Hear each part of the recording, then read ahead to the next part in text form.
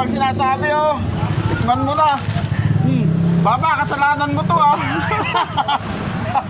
Oo nga, baba.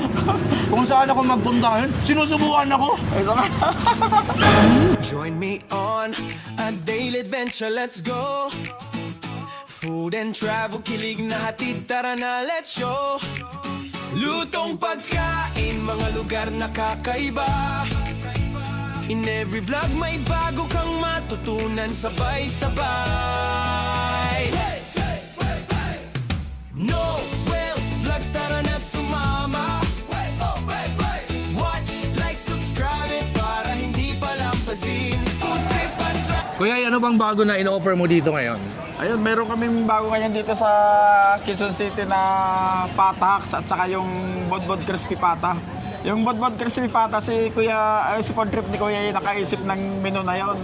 Kasi dapat plain pata lang, kaya lang sabi ni Kuya gawin mo ng bodbod para kakaiba. So crispy pata siya. Oo. Naka-toppings doon sa bodbod rice. Sa halip na yung lechon na tinadtad. Oo, dati kasi yung bagnet. pata, yung pata ang inilagay. Kaya Kakaiba yun ah. So, kamusta naman? ito, okay naman. Kahapon sa kuha naman ng Panginoon, naubusan kami ng crispy pata. Lakas, no? Kasi napanood ko kay Kuya Jigs, kay food trip ni Kuya A. Ang dami pa, sila Judel, sila Kali Food Vlog. O ngayon, ako naman ang titikim, subukan ko naman. Kasi natikman ko na yung kanyang fried chicken, bodbod rice. Marami siyang mga in-offer na masarap at talaga namang, kumbaga, nag-trending. At ngayon, subukan natin itong bago niya, crispy pata.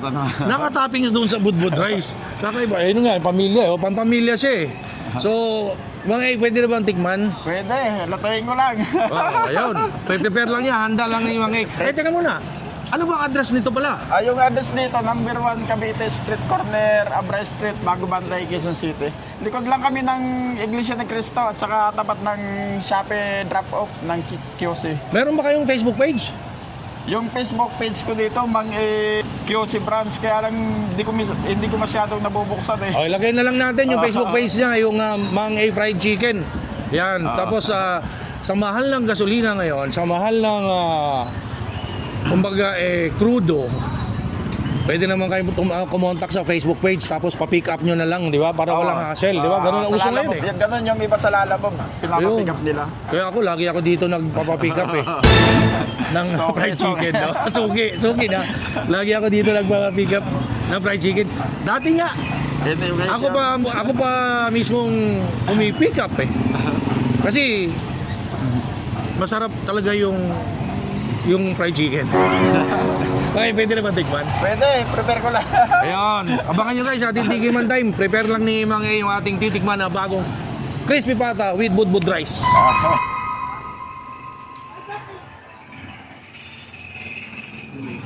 Direct Noel, ito na yung order mo. Ayun, no? Sarap yan. Yun. So, Mang A, ito yung mga bago mo. Oo.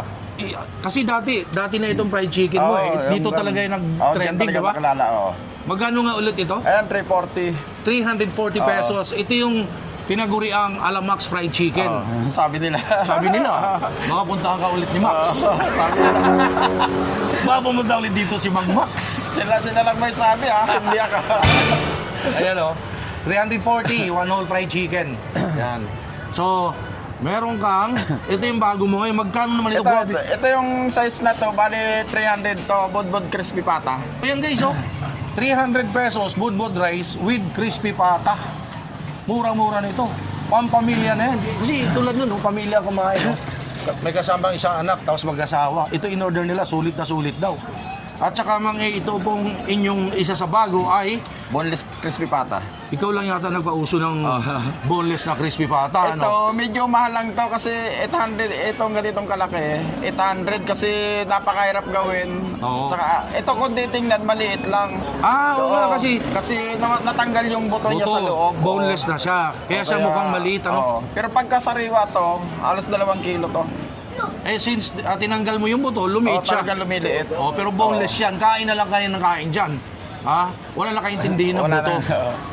Ayan na mga titingnan natin dito guys sa Mang A Budbud Fried Chicken at crispy pata. Kung pwede na natin tawagin patanok. Nakilala siya sa fried chicken, manok, may crispy pata, patanok.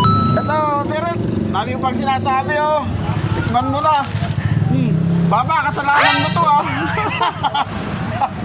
Oo nga, baba. Kung saan ako magpunta, sinusubukan ako. Ay, sama. Masarap nga. Yung lasa, kapit na kapit. So ito na guys, ito talaga niintayin ng lahat yung ating Tiki Man Time. Dito ay may free soup. Ayan, only soup. Tikman natin. Masarap yung nainitan yung sikmura mo bago ka kumain. At saka sarap na soup dito kasi chicken soup. Kung nasanay kayo sa maraming taba, maraming mga ito wala, clear siya kasi chicken soup. Sarap.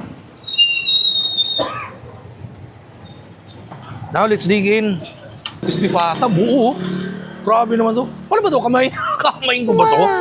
Ayan. Oh. Nasa gilid lang muna, sa gidli lang muna kasi magugulo. Budbud rice.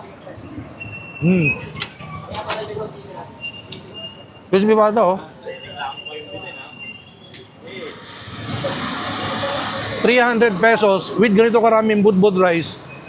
But, depende po sa size ng pata. Meron siyang 350. Ang in-order po natin ay 300 pesos with budbud rice. Malaki, marami. Ayan. Ayan, pakita ko sa inyo guys, oh. Lutong-luto yung laman. Oh. Laman muna, dip natin sa suka.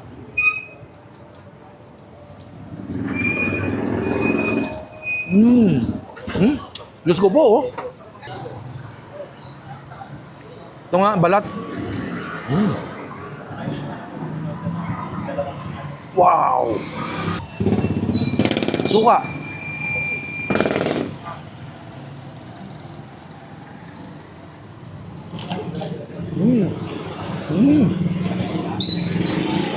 Sarap. Crispy outside, juicy inside, super lambot ng laman. Ang sarap ng crispy pata.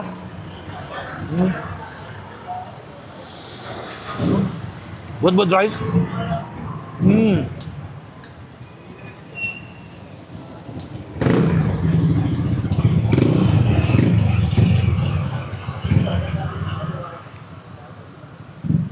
Yung kaibigan ko, binigyan ko ng crispy pata.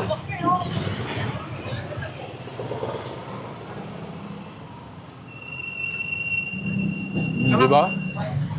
Kanya talap. Talap. Talap. Ha? Aswap. Sarap. Grabe. Itong balat.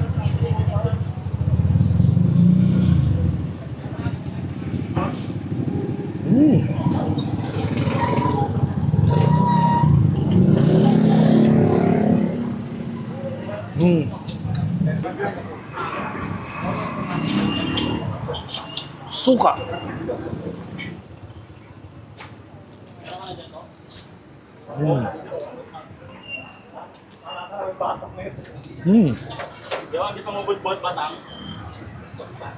May gamot naman eh.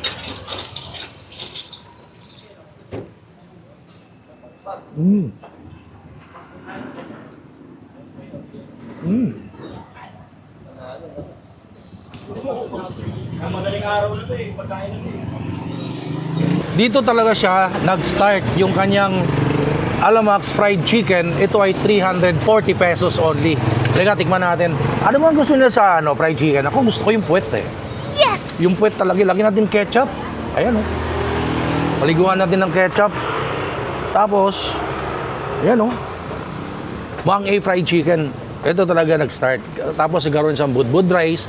Tapos yung latest niya ngayon ay crispy pata. Tapos budbud rice. Toppings, crispy pata. Ayan oh. Pero dito nag-start. Hindi nga, tikman natin. Mahilig ko sa puwet eh.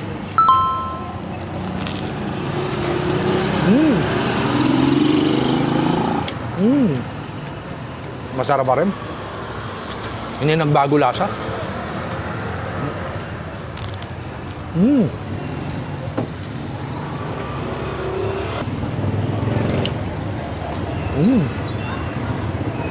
Oh, ganun kalambot. Ubus kang puwet ka. Naubos yung puwet.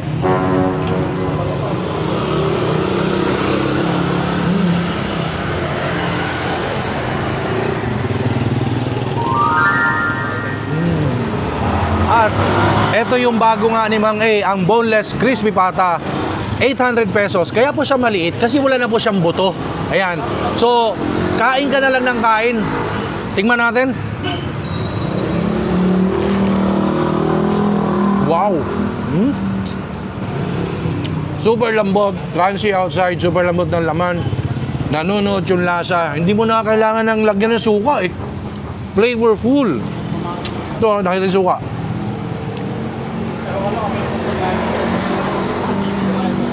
Sabi ko kanina, hindi na kailangan lagyan ng suka, pero gusto ko may suka. Pero sa akin, flavorful na eh.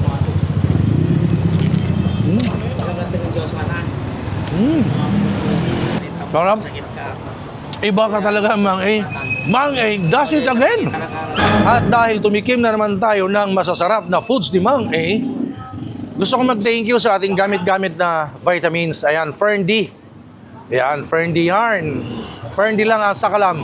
Wala po ito sa mga supermarket or any department store, supermarket, mga pharmacy dahil kailangan kayong kumontak sa authorized dealer, authorized distributor dito sa Facebook ni Mr. Peter Estrada.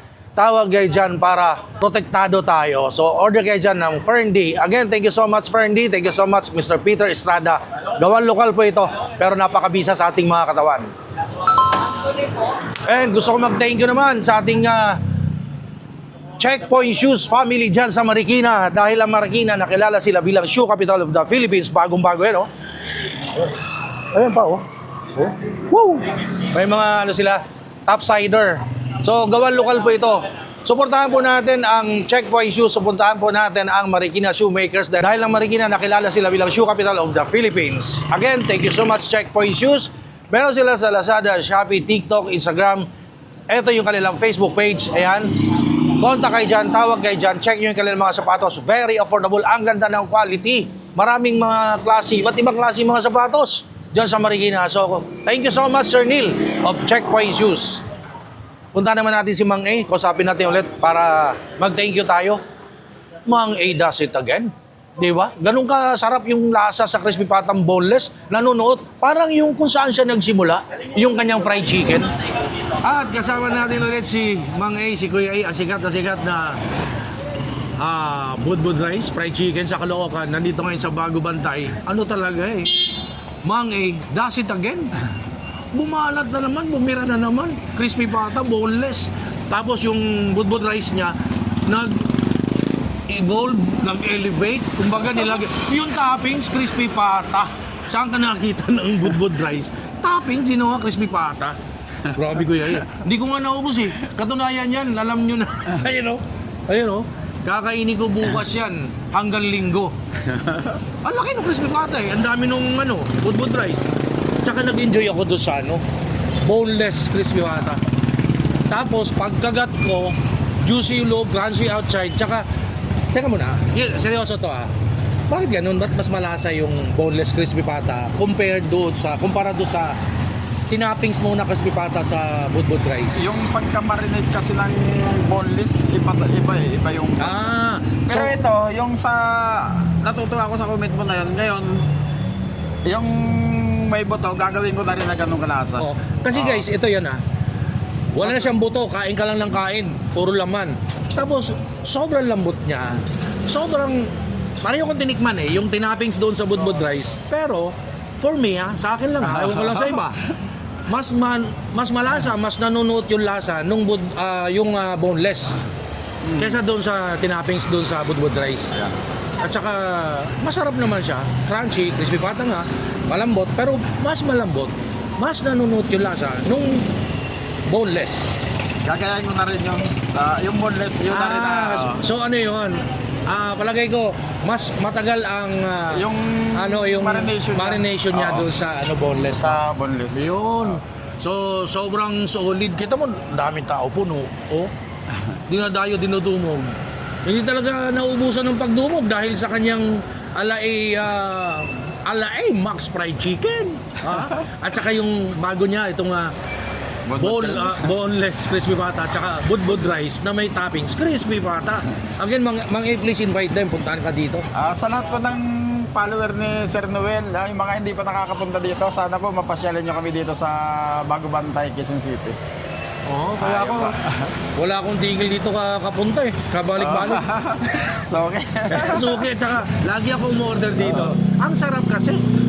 So kaya tayo, ito'y bahagi sa ating paglilibot, pag-iikot dahil ako po ay personally sumusuporta sa mga SMEs, small medium entrepreneurs, sa mga kababayan natin nagninegosyo para ito ay kumbaga ito'y bahagi ng tsaka para maipaabot ko sa inyo, maipatid ko sa inyo na merong ganito kamura, ganito kasarap na pagkain. So isipin mo 300 pesos. Meron ka ng crispy pata, ang laki ng budbud rice, ang dami, isang bowl na malaki. Pag 3 taon na yun. Pag 3 taon na! Oo. So, please, punta kayo dito, supportahan natin. Bago ni Mang E, budbud rice, crispy pata yung toppings. Dito lang sa number 1. Number 1 Cavite Street, corner Abra Street, Bago Bantay, Quezon City. Thank you, Mang E. Sobrang salamat. Thank you, ha. So, please follow me on TikTok, Instagram, Facebook page, so Lowell Vlogs Food and Travel, and of course, like, comment, share, subscribe dito sa aking YouTube channel. And thank you guys. Punta kayo dito. Mang Thank E. you po, thank you. Salamat. Budbud. Gusto nyo rin ba magnegosyo? Alam nyo, masarap sa negosyo, walang limit. Pero syempre, kailangan ng karunungan. So sa Noel Vlogs, tignan nyo at makita nyo yung iba natin mga Pinoy na nagnenegosyo na. God bless you.